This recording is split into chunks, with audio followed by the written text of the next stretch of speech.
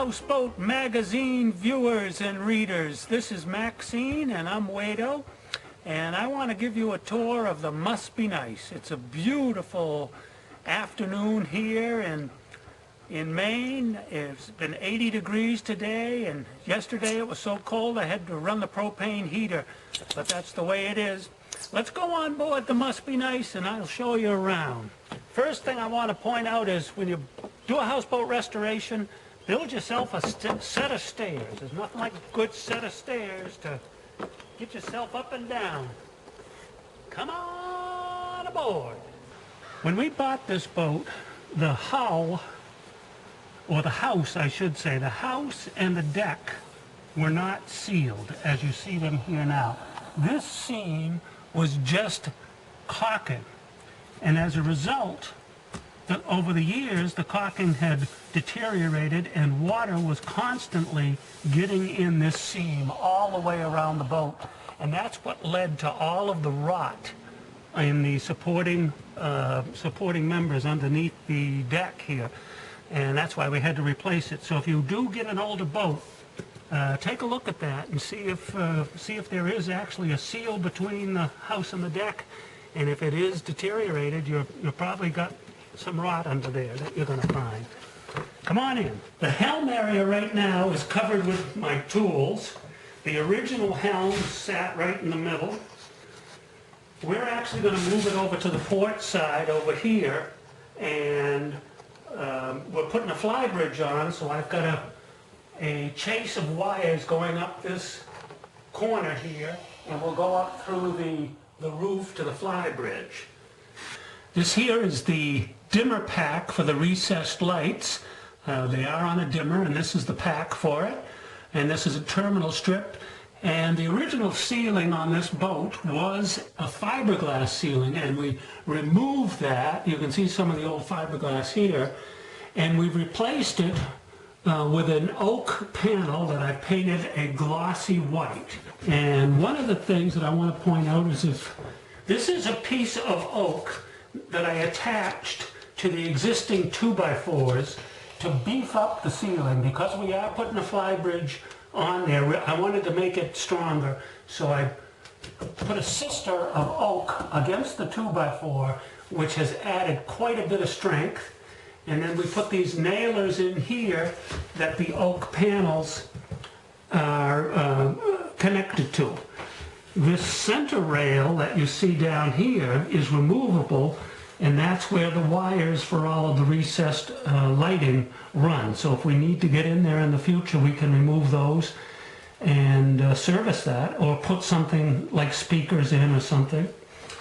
Here's one of our LED lights right here by Imtra. I'm amazed at how much light they give out. This area here is where our settee and table are going to be for the main salon. This window is smaller than the original. This is our head on the other side of this, and we made our head substantially bigger than the original boat's head. And this used to be cut off somewhere around here, and they had a full-size refrigerator that was down on the galley level that went in here, and as a result this window is bigger. So we've made the head bigger, shrunk up this window, and I'm going to have custom windows by Bowman in Quebec made to go in those spaces. So over on this side, you Houseboat magazine viewers are getting a sneak peek at our galley. It's not even on the blog, and it isn't in the article. We just got it in.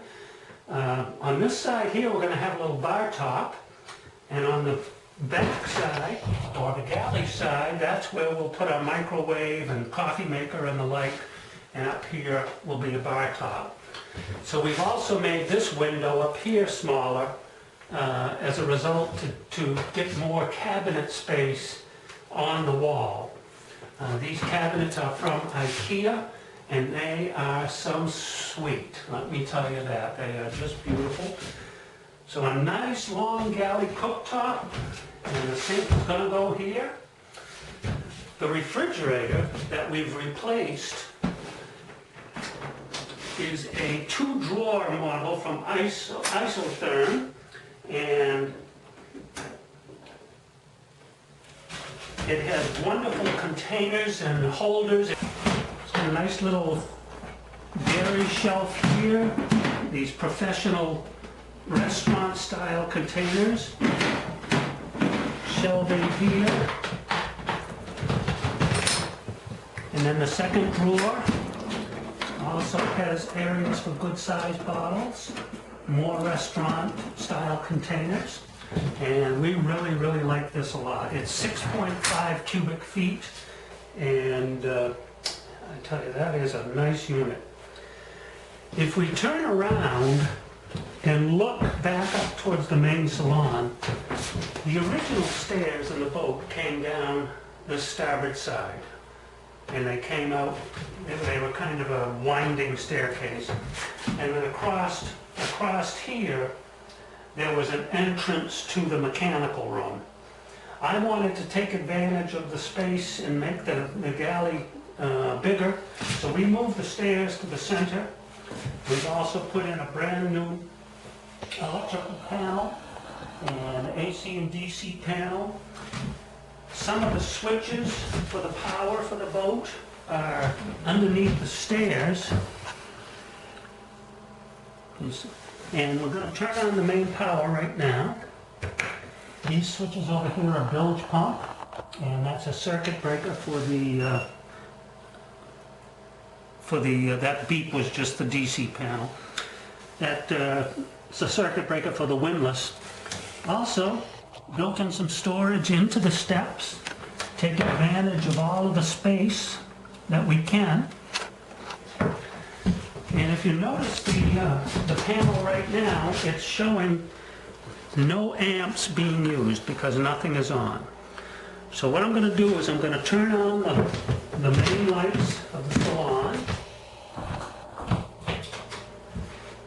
Make sure they're up all the way.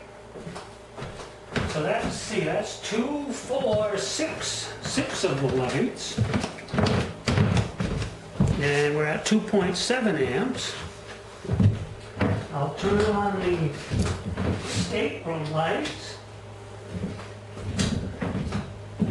We're up to 3.6 amps. And we'll turn on the lights in the head. And we're up to 4.3.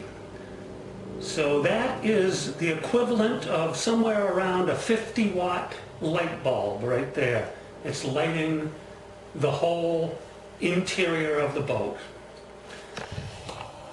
This stair system lifts up, and we can get entrance into the mechanical room from this side or from the storage side. So I'm going to turn on the lights in the mechanical room, and we'll take a look at that. Okay, we're in the mechanical room now, and we're looking at the freshwater system and also the washdown pump. This here is a Isotherm 11-gallon electric hot water heater, and up above we have the pressure tank and the freshwater pump. It's got a built-in pressure switch, so when you open the faucet it automatically turns on. And then this here is the washdown pump, which has a seacock right down below here, which we've installed. And you turn on the seacock here, and then there's also a strainer on this side, so if we suck up any debris and the like, we can catch it in the strainer and clean it out. There used to be a water tank on the original boat over in this area where you see the water system. I'm actually going to put the water tank right down here in the bilge. This bilge area used to have just the shower sump, and we're going to utilize it from here, from this structural wall all the way back to underneath the stairs. We're going to make a water tank. It's going to be about 95 gallons, and it'll be on the center line, and we'll make better use of the space. Over here in the two battery boxes, we've got two of the 4D 12-volt batteries that are 200 amp hours each. And then we've got the back side of the electrical panel. The DC panel is pretty much connected. All of the DC connections are pretty much made. There's a few left to do. The AC panel is not connected as of yet. Still working on that. And if you come around with the camera over on this side, this here is the 24-hour panel. This is on all the time. And on the 24-hour panel, we've got the bilge pumps, the courtesy lights, and the shower sump pump. So those will always be on. If you come on the boat at night, you can switch on the courtesy lights and make your way to the main power switch. And then looking over here on this side, we've got, that's the back side of the switches that are built into the stairs. The master volt inverter there. And there's two more batteries on that side as well. And then right beside it, this big white tank here is the vacuum flush sanitation tank. It uses very little water and uses a vacuum and a small amount of water to remove the waste. And I'm looking forward to seeing how this performs. I do want to point out that we've got a seacock over here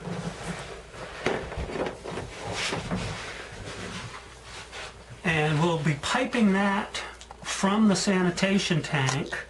So if we are in a discharge area and we need to empty the tank, we'll be able to discharge the sanitation effluent through this seacock. We're going to have it locked.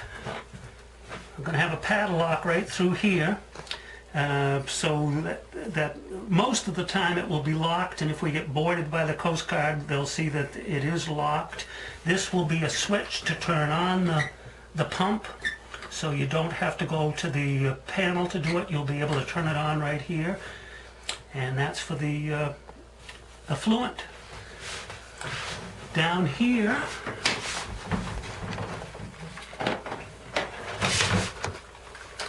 we've got one of the 3 bilge pumps, and this seacock here is for a future air conditioning system.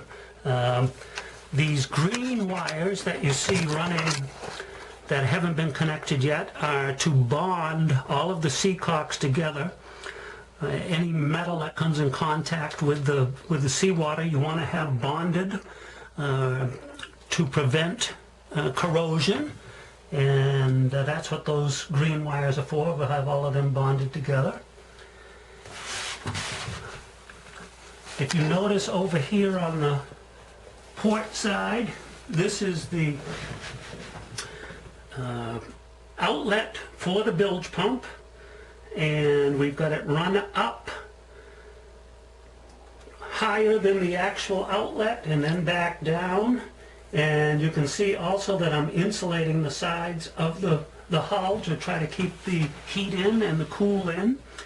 That's a polystyrene insulation that is a closed cell insulation. It won't absorb water. And up above you can see just a few of the many wires that are connecting all of the various systems. It's amazing how much wire goes into running a houseboat like this. Where I'm sitting is actually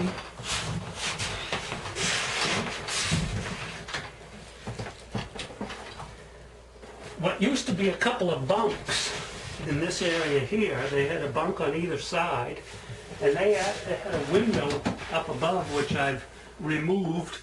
Susan and I are just going to use this for storage. I've already run wires on this starboard side over here for a freezer. So we're standing behind the helm right now, and this area will give us access to all of the electronics and the wiring for the displays up there. And then down here we've got access to the forward storage locker. The original boat had no access from this side and just a hatch on the forward deck, and I've decided to go with access from here and no hatch to keep that deck completely watertight. So let's go on back and check out the head and the stateroom. So let's check out the future head. We're going to have a sliding door here, and when we come into the space, our elegant, amazing Dometic porcelain John is right here with a real flush handle, just like at home. This unit is Susan's pride and joy right here, I'll tell you. She said, one thing I want on that boat is a real toilet, and by God, we've got a real toilet. We're going to have a sink here. Of course, that window will be going back in. And then this area here, which is holding a lot of my tools, will be a good size shower. I don't know if you can see it with the camera, but let me see if I get in here, if that gives you some perspective. I mean, this is going to be a good size shower in here. In the stateroom, we're going to have a bed on either side of this aisle. A bed on either side. The original boat did not have these storage areas built in here. As you can see, I've already put them to use. I've got tools in there. But we're going to have bins here where we'll be able to put things. I've also run AC power in there so that we can plug a laptop in, sit right in bed here and plug in a laptop or something else. And there will be storage underneath the beds. The stairs will come down here, and we've got some more switches. Outside lights for the rear deck, the interior lights, and these are our battery switches for the engine and the generator.